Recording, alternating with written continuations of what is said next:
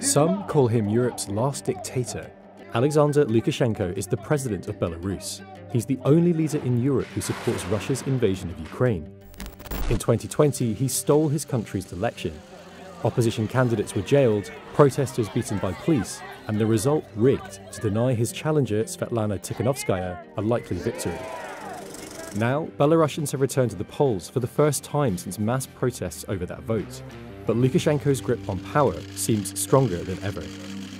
In early 2024, he granted himself lifelong immunity from prosecution and a permanent seat in parliament. Almost all independent media outlets have been banned.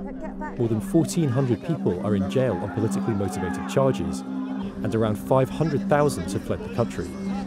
This time round, just 4 parties are on the ballot, all of them pro-regime, and Tikhanovskaya is living in exile in Lithuania.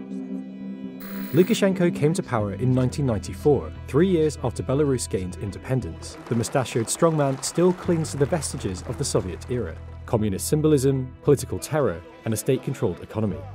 Like Vladimir Putin, he was elected on a promise to restore stability after the Soviet Union's collapse, and both have changed the constitution so they can stay in power for as long as they want. Lukashenko relies on economic support from Russia in the form of loans and cheap energy. In return, Putin has increasingly begun to treat Belarus as his backyard. In February 2022, Russian troops invaded Ukraine from Belarus's borders. Since then, Lukashenko has agreed to host Wagner Group mercenaries and Russian tactical nuclear weapons on Belarusian soil. And Lukashenko owes his own political survival to Russia's president. When he rigged the election in 2020, huge protests swept the country and threatened to topple his regime. Putin stepped in. He promised that Russian police would support Lukashenko's violent crackdown, and bankrolled it with a $1.5 billion loan. The demonstrations eventually fizzled out. With the Belarusian economy set to dip this year, Lukashenko is even more reliant on Russian economic support.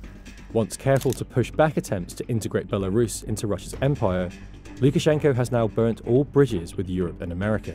He may dislike Russia's imperial ambitions, but he has nowhere else to turn.